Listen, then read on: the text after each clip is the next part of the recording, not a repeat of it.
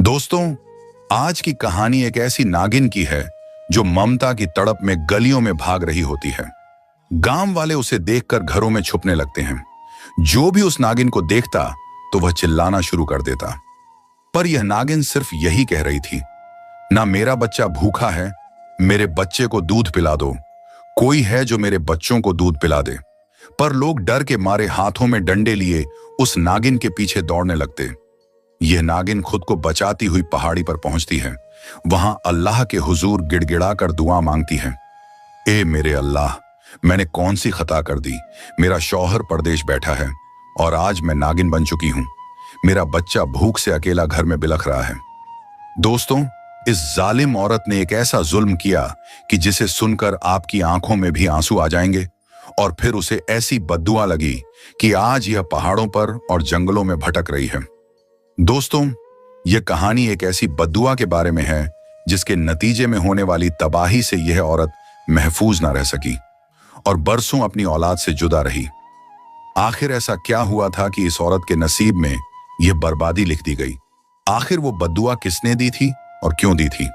तो चलिए चलकर यह किस्सा सुनते हैं। दोस्तों, यह कहानी एक गरीब औरत सकीना के बारे में है।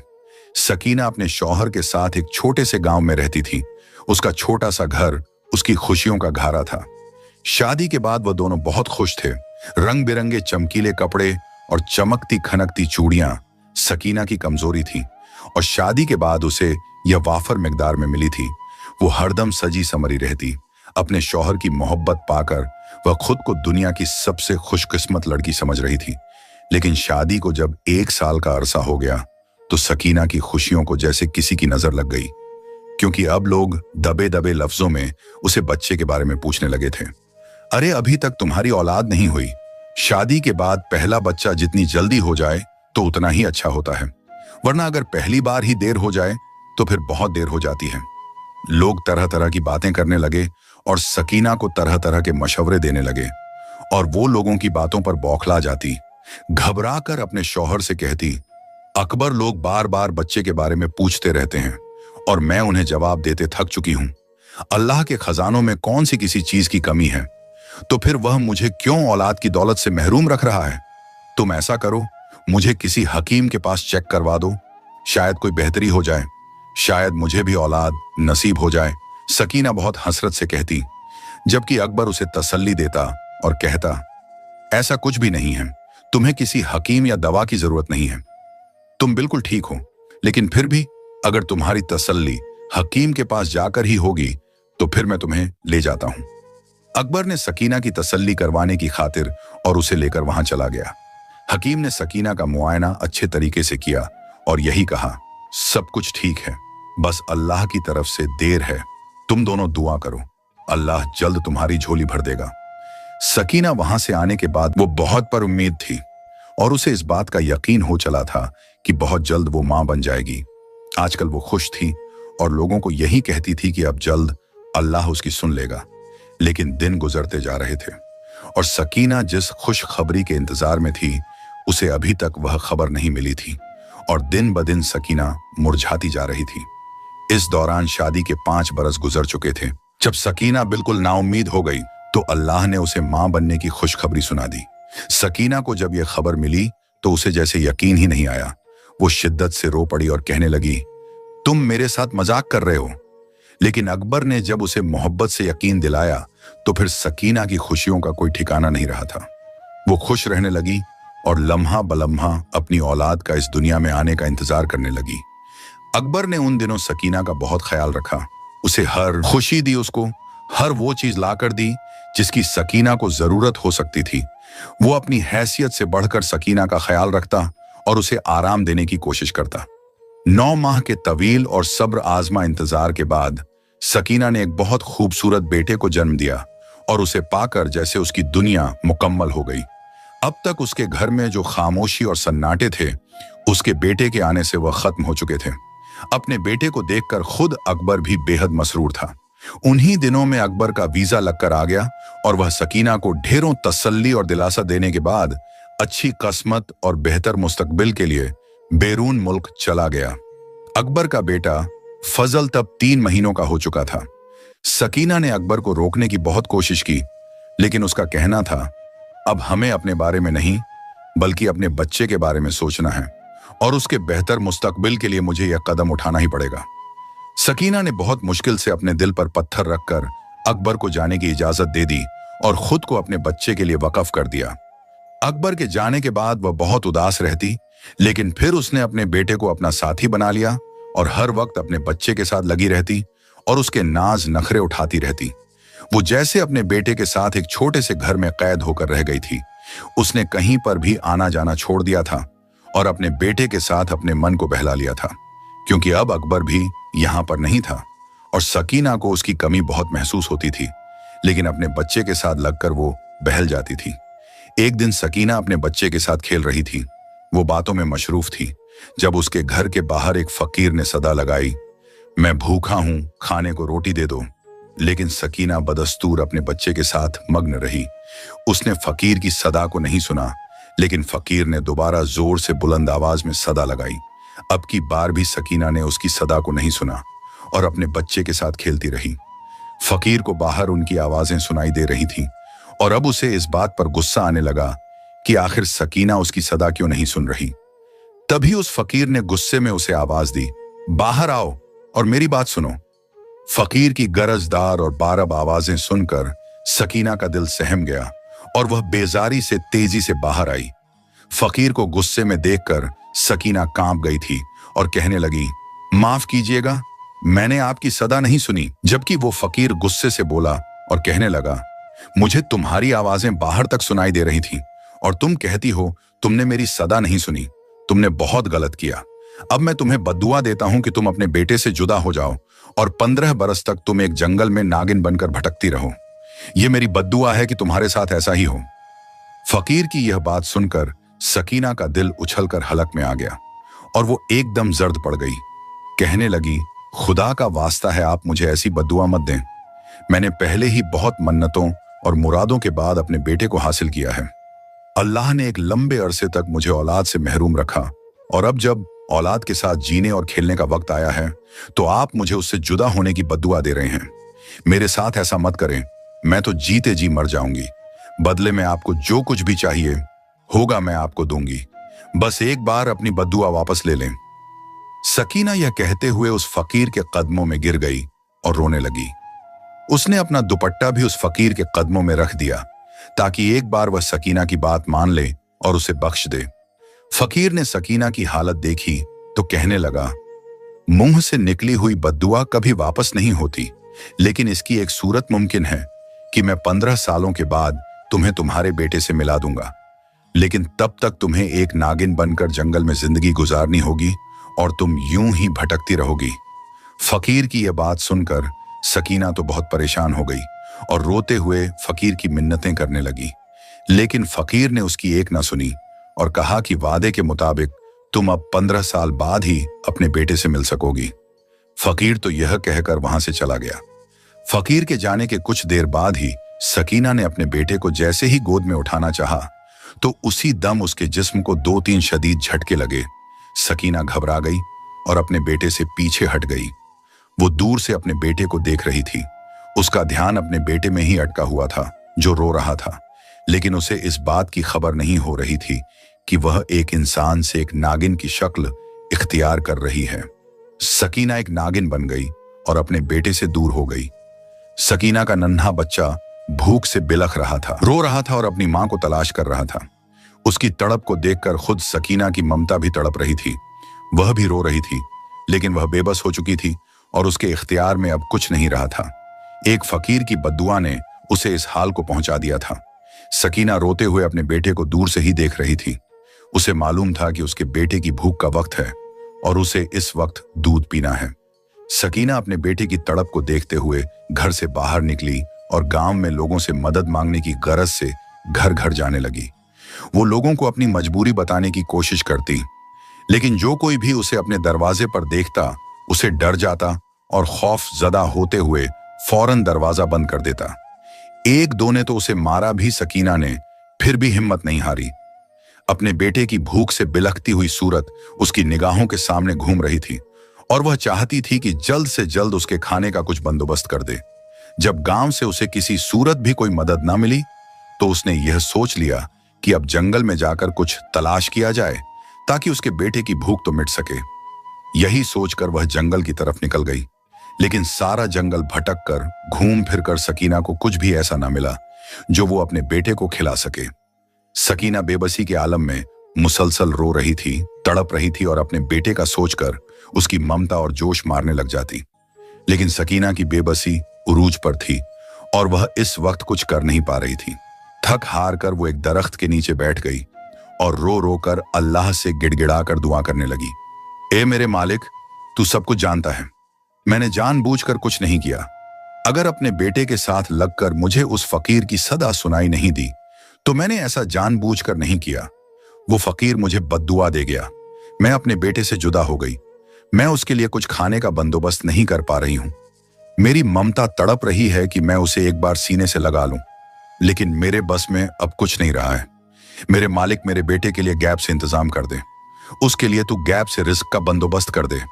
सकीना रो रो कर अल्लाह के आगे गिड़गिड़ा कर दुआ मांग रही थी और तभी इतनी ही देर में उसकी बातों को एक बूढ़ी औरत ने सुन लिया। बूढ़ी औरत उस वक्त जंगल में लकड़ियां काट रही थी। लकड़ियां काटकर वह उन्हें फरोख्त करती और अपनी गुजर बसर करती थी। सकीना की बातें सुनकर वह हैरत में मुबत्तला हो गई और सोचने लगी, आखिर एक नागिन यह क्या मांग रही है? अल्लाह से ऐसे इल्तजा क्यों कर रही है? आखिर इससे कौन सी गलती हो गई? ये क्या माजरा है? उसके तजस्सुस ने उसे मजबूर कर दिया कि वो एक नागिन के करीब आ गई और कहने लगी, मैं अभी तुम्हारी बातें ही सुन रही थी। तुमने अल्लाह से जो दुआ की है, आखिर तुम पर ऐसी क्या मजबूरी आ पड़ी है? तुम्हें किसकी बद्दुआ लगी है? इस बूढ़ी औरत ने सकीना से बहुत से सवाल किए। सकीना, जो उस वक्त एक नागिन के रूप में थी, उस बूढ़ी औरत को वहां पर देखकर उसकी आंखें चमकने लगी और उसे इस बात की उम्मीद होने लगी कि अल्लाह ने गैब से उसके लिए कोई मदद भेजी है। तभी सकीना ने उसे अपने साथ गुजरने वाला सारा किस्सा सुना दिया और कहने लगी, तुम्हें खुदा का वास्ता है, तुम मेरे बेटे को 15 बरसों के लिए पाल लो। मुझसे जो हो सका मैं तुम्हें दूंगी। मैं एक बद्दुआ के झरे असर हूं और तब तक अपने बेटे के करीब नहीं जा सकती जब तक इंसानी हालत में वापस नहीं आ जाती। इसलिए मैं तुम्हारी बहुत एहसानमंद रहूंगी अगर तुम मेरे बच्चे को पालने पोसने की जिम्मेदारी उठा लो, क्योंकि इस दुनिया में मेरा कोई नहीं है।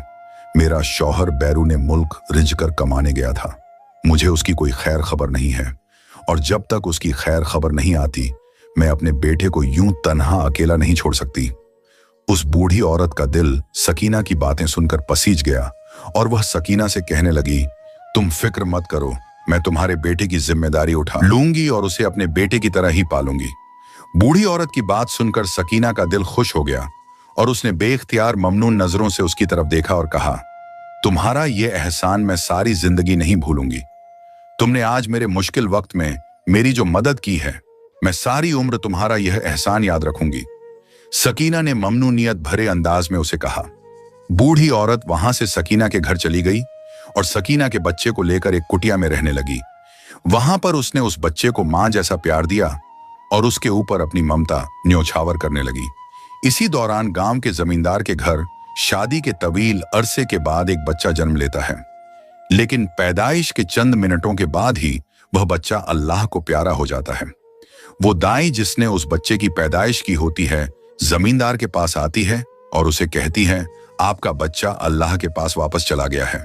उसने अपनी अमानत वापस ले ली है, लेकिन मैं यह खबर जमींदारनी को नहीं दे सकती क्योंकि उसकी हालत अच्छी नहीं है और अगर उसे बच्चे की मौत की खबर दे दी गई तो मुझे डर है कहीं वह खुद भी इस दुनिया से ना गुजर जाए। दाई की यह बात सुनकर जमींदार बहुत परेशान हो गया और कहा, अब मैं क्या करूं? मैं किस तरह अपनी बीवी को इस सदमे से बचाऊं? दाई भी जमींदार की परेशानी देखकर सोच में पड़ गई कि अब क्या किया जाए। तभी वहां पर जमींदार का एक खास मुलाजिम कहता है, जमींदार साहब, अगर हम गांव में से वक्त तौर पर किसी का बच्चा ले लें तो मालकिन की तबीयत जब बेहतर हो जाएगी तो बच्चा वापस कर देंगे। अपने मुलाजिम की यह बात जमींदार को बहुत पसंद आती है और वह हुक्म सादिर कर देता है कि गांव में जिसके पास भी छोटा बच्चा है उसे लाया जाए ताकि मैं अपनी बीवी की गोद भर सकूं। लेकिन उसके मुलाजिम सारे गांव में बच्चा तलाश करते हैं और उन्हें कहीं पर बच्चा नहीं मिलता। इन्हीं में से एक मुलाजिम जमींदार से कहता है कि मैंने जंगल की एक कुटिया में एक बूढ़ी औरत के पास एक बच्चा देखा है। बच्चा बहुत खूबसूरत है। अगर आप कहें तो मैं वहां से वह बच्चा ले आता हूं और उस बूढ़ी औरत से सौदेबाजी कर लेते हैं। जमींदार को यह ख्याल पसंद आता है और वह मुलाजिम को जंगल भेज देता है। जमींदार का मुलाजिम उस बूढ़ी औरत के साथ सौदेबाजी कर लेता है और उसे कहता है कि हम तुम्हें बहुत सारी जमीन और दौलत देंगे, तुम ये बच्चा हमारे हवाले कर दो। वो बूढ़ी औरत पहले तो राजी नहीं होती, लेकिन जायदाद की खातिर वह मान जाती है और वह बच्चा जमींदार के मुलाजिम के हवाले कर देती है। जमींदार की तरफ से उस बूढ़ी औरत को बहुत ज्यादा इनाम विक्राम दिया जाता है। वो बूढ़ी औरत इतनी जायदाद रुपया पैसा पाकर बहुत खुश हो जाती है। वो बच्चा अब जमींदार की हवेली में आ जाता है और जमींदारनी की गोद में पलने लगता है। जमींदारनी बहुत खुश होती है और दिन रात अपने बच्चे के साथ लगी रहती है। उसे खुश देखकर जमींदार भी खुश होता है। बस एक डर उसके दिल में बैठ जाता है कि कहीं जमींदारनी को इस बात का पता ना चल जाए कि वो बच्चा उसका नहीं। लेकिन वो डर भी खत्म हो जाता है, क्योंकि बूढ़ी औरत तो वैसे भी गांव छोड़कर चली जाती है। इसलिए जमींदार मुतमिन हो जाता है कि उसकी बीवी को सच मालूम नहीं होगा। वक्त यूं ही गुजर रहा था। मौसम बदलते जा रहे थे। 15 बरस बीत गए। सकीना, जो इन 15 बरसों में जंगल में नागिन बनकर भटकती रही और अपनी ममता से मजबूर तड़पती रही और बेटे को याद करके रोती रही थी, अब इंसानी रूप में आ चुकी थी। वो फौरन उस बूढ़ी औरत की कुटिया पर पहुंची, लेकिन यह देखकर उसके कदमों तले से जमीन निकल गई कि वो बूढ़ी औरत वहां पर मौजूद नहीं थी और ना ही उसका बच्चा वहां मौजूद था। सकीना बहुत परेशान हो गई, जबकि उसकी आजमाइश खत्म हो चुकी थी। उसकी बद्दुआ का असर झेल हो चुका था। तब फिर वो बूढ़ी औरत कहां गई? उसका बच्चा कहां गया? सकीना ने बहुत ढूंढा, लेकिन उसे कहीं उसका पता ना मिला। ना उसका बच्चा और ना ही वह बूढ़ी औरत उसे मिली। सकीना परेशान हो गई थी और उसका दिल बैठने लगा था। तभी उसे उस बूढ़े फकीर का ख्याल आया, जिसने उससे वादा किया था कि 15 बरसों के बाद वो उसे उसके बेटे से मिलवा देगा। सकीना बेताबी से उस बूढ़े फकीर के पास गई और उसे सारी सूरतें हाल बताई। बाबा जी, आपने मुझसे वादा किया था कि जब मेरी बद्दुआ का असर खत्म हो जाएगा तो आप मुझे मेरे बेटे से मिलवा देंगे। अब आप मुझे मेरे बेटे से मिलवा दें, मैं उसके बगैर एक पल नहीं रह सकती। सकीना ने रोते हुए जब उस बूढ़े फकीर से फरियाद की तो वह सकीना को तसल्ली देकर कहने लगा, बेटी तुम फिक्र मत करो, तुम जल्द ही अपने बेटे से मिलोगी। जैसे कि मैंने तुमसे वादा किया था वैसा ही होगा। बूढ़े फकीर की तसल्ली ने सकीना के दिल को थोड़ा सुकून तो दिया था, लेकिन उसकी ममता बेचैन थी और वह बार बार अपने बेटे से मिलने के लिए तड़प रही थी। सकीना क्योंकि अब इंसानी रूप में आ चुकी थी और उसे अब अपने जीने के लिए खुद ही कुछ घर का सामान और राशन लेना था, तो इसीलिए वह अपने लिए काम ढूंढने लगी। तभी उसे जमींदार के घर साफ सफाई का काम मिल गया। सकीना जमींदार के घर में सफाई का काम करने लगी।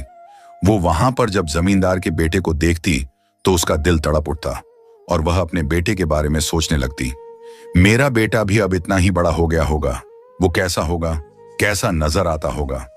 जमींदार के बेटे को देखते हुए सकीना सोचती तो उसकी ममता और बेचैन हो जाती, लेकिन जब उसे फकीर की बात याद आती तो वह मुतमिन हो जाती। एक दिन उसी तरह सफाई करते हुए सकीना को हवेली के सहन में जमींदार का बेटा खेलता हुआ दिखाई दिया। सकीना अपना काम छोड़कर जमींदार के बेटे को देखती जा रही थी। उसकी आंखों में एक अजीब सी हसरत थी, चेहरे पर अनोखी चमक थी। जमींदारनी ने जब उसे अपने बेटे को इस तरह देखते हुए पाया तो उसे बहुत गुस्सा आया। वो एकदम सकीना पर झपट पड़ी और कहने लगी, अरे ओ सकीना, आखिर तू मेरे बेटे को ऐसे क्यों देख रही है? क्या तेरा नजर लगाने का इरादा है? मेरे बेटे का खून वैसे ही बहुत हल्का है, उसे बहुत जल्दी नजर लग जाती है, इस तरह उसे मत देख। जमींदारनी ने बुरी तरह सकीना को झिड़क दिया। जमींदारनी की डांट सुनकर सकीना बेख्तियार रोने लगी और कहने लगी, मालकिन, मैं आपके बेटे को नजर भरकर नहीं देख रही थी और ना ही मेरा इरादा उसे नजर लगाने का था। दरअसल मेरा भी एक छोटा सा बेटा था जो बचपन में खो गया। मैं उसके बारे में सोच रही थी, अगर वह आज मेरे पास होता तो वह भी लगभग आपके बेटे की उम्र का ही होता। मैं उसी को सोच सच कर याद कर रही थी। सकीना ने रोते हुए जब जमींदारनी से कहा तो जमींदारनी का दिल भी नरम पड़ गया और उसने सकीना से पूछा, तुम्हारा बेटा कैसे खो गया, क्या हुआ था? तभी सकीना ने जमींदारनी को अपनी सारी कहानी कह सुनाई, जिसे जानकर जमींदारनी हैरान रह गई और कहने लगी, यह तो तुमने बहुत अनोखी बात सुनाई है। मैं हैरान हो गई हूं। मैं तुम्हारे लिए दुआ करती हूं कि अल्लाह तुम्हें जल्द अपने बेटे से मिलवा दे। तुमने एक लंबी तपस्या काटी है, एक उम्र की रियाजत की है। अल्लाह तुम्हें तुम्हारे बेटे से मिलवा दे। जमींदारनी ने सकीना को दुआ देते हुए कहा। तो सकीना बेख्तियार जमींदारनी की ममनून हुई। कुछ दिन उसी तरह गुजर गए जब अचानक ही जमींदारनी का बेटा बीमार पड़ गया। उसकी बीमारी का सुनकर जमींदार और जमींदारनी बेचैन हो गए। उनकी तो जान अपने बेटे में बचती थी और वह दोनों तो एक लम्हे के लिए भी उसे अपनी नजरों से ओझल नहीं करते थे। अब उसके बीमार पड़ जाने पर वो दोनों बेचैन हो गए थे। दिन रात उसके सिरहाने बैठे रहते, लेकिन उसकी बीमारी ना तो समझ में आ रही थी और ना ही वह ठीक हो रहा था। जमींदार ने बहुत इलाज करवाया, लेकिन उसके बेटे को कोई फर्क नहीं पड़ रहा था। वो अपने बेटे की वजह से बहुत परेशान था और उसकी बीमारी को दूर करना चाहता था। तभी एक दिन उसके मुलाजिम ने उसे कहा, चौधरी साहब, इस गांव में एक बूढ़ा फकीर रहता है जिसकी दुआ में और दम में बहुत असर है। अगर हम उससे आपके बेटे को दम करवा लें तो शायद वह ठीक हो जाए। जमींदार, जो आजकल अपने बेटे को लेकर बहुत परेशान था और कई तरह के इलाज आजमा चुका था, उसने सोचा एक बूढ़े फकीर का दम भी आजमा लिया जाए। इसीलिए उसने मुलाजिम को हुक्म दिया कि उस बूढ़े फकीर को हवेली में लाया जाए। मुलाजिम यह सुनकर फौरन चला गया और थोड़ी ही देर के बाद उस बूढ़े फकीर को हवेली में ले आया।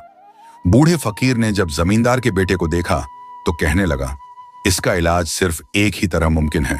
अगर इसकी सगी माँ इसके माथे पर हाथ रखकर बोल दे, बेटा अब उठ जाओ, अब तुम ठीक हो, तो फिर यह अपनी बीमारी से बाहर आ सकता है, वरना यह मुमकिन नहीं। बूढ़े फकीर की बात सुनकर जमींदारनी की आंखें एकदम चमक उठी, जबकि जमींदार कुछ बेचैन हो गया। जमींदारनी कहने लगी, बाबा जी, आपका बहुत शुक्रिया। मैं अभी इसके माथे पर हाथ रखकर ये अल्फाज कहती हूँ और मुझे पूरा यकीन है मेरा बेटा फौरन उठ जाएगा। जमींदारनी आगे बढ़ने लगी तो जमींदार कहने लगा, अरे तुम किस फकीर की बातों में आ रही हो? वो यूं ही बोल रहा है, उसे कुछ खबर नहीं है। भला ऐसे कैसे मुमकिन है? तुम फकीर की बातों में मत आओ, मैं अपने बेटे का इलाज किसी अच्छे हकीम से करवाऊंगा। लेकिन जमींदारनी कहने लगी, भला उस फकीर की बात मानने में हरज ही क्या है? एक दफा कोशिश कर लेने दें, हो सकता है मेरा बेटा बीमारी से उठ जाए। ये कहकर जमींदारनी आगे बढ़ी और अपने बेटे के माथे पर हाथ रखकर कहा, बेटा अब उठ जाओ, इस बीमारी से बाहर निकल आओ, तुम्हारी मां बहुत बेचैन है।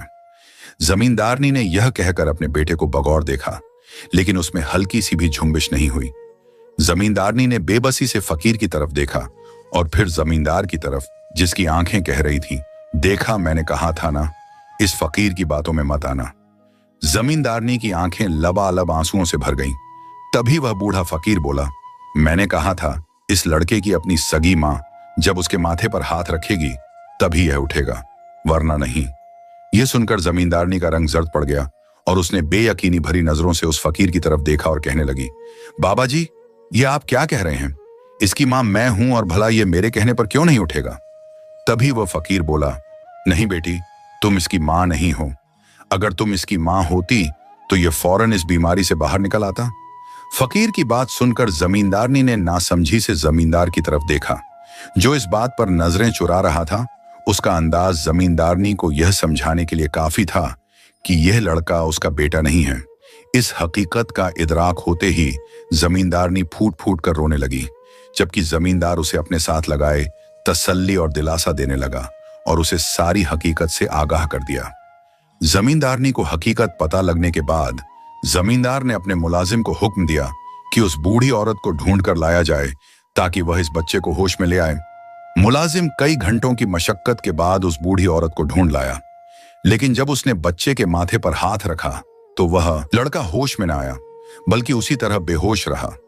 तब वो बूढ़ी औरत बहुत शर्मिंदा हुई और उसी शर्मिंदगी में उसने सारा सच बयान कर दिया और बता दिया कि यह बच्चा मेरा नहीं है, बल्कि एक नागिन का था जिसे किसी फकीर की बद्दुआ थी। यह सुनकर वहां पर मौजूद सकीना एकदम चौंक उठी और आगे बढ़ती है। उस लड़के को गौर से देखती है और बेख्तियार अपना हाथ उस लड़के के माथे पर रखकर कहती है, बेटा अब उठ जाओ, इस बीमारी से बाहर निकल आओ। उसका इतना ही कहना था कि बेख्तियार उस लड़के के जिस्म में झुंबिश हुई और वह एकदम होश में आ गया। यह मौजा देखकर वहां पर मौजूद सब लोग हैरान रह गए और सब सकीना की तरफ देखने लगे। तब वो बूढ़ा फकीर बोला, यही इस बच्चे की असल मां है, इसी ने इसे जन्म दिया है। मैंने ही इसे बद्दुआ दी थी और मेरी बद्दुआ के झेरे असर ये नागिन बनकर 15 बरस जंगल में भटकती रही और अब इसकी तपस्या खत्म हो गई है। ये अपने बच्चे को ढूंढ रही थी और कौदरत ने इस तरह इन दोनों को मिलवा दिया और आज मेरा वादा पूरा हुआ।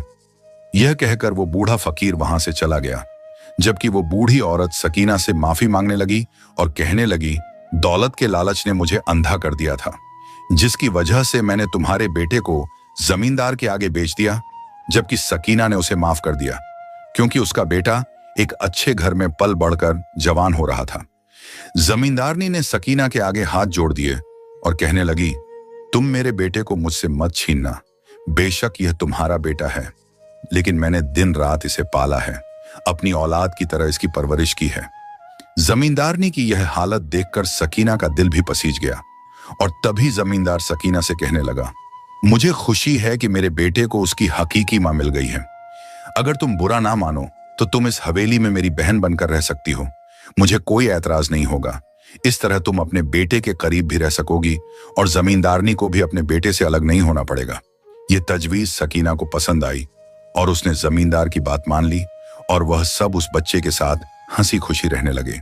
सकीना के मुश्किल भरे दिन खत्म हो चुके थे और अब खुशियां लौट आईं।